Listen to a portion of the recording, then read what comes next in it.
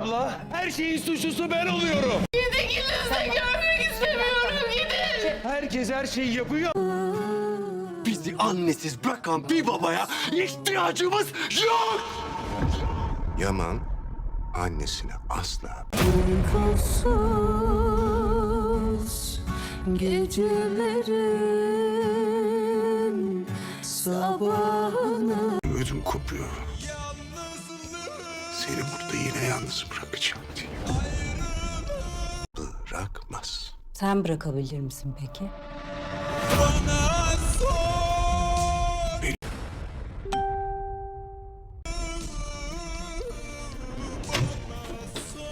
Geberteceğim lan seni.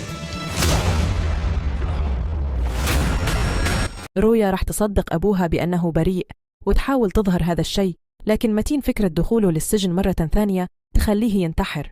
خروج شبنام وسرحان فائزين ويطلبون من نسليهان تعتذر.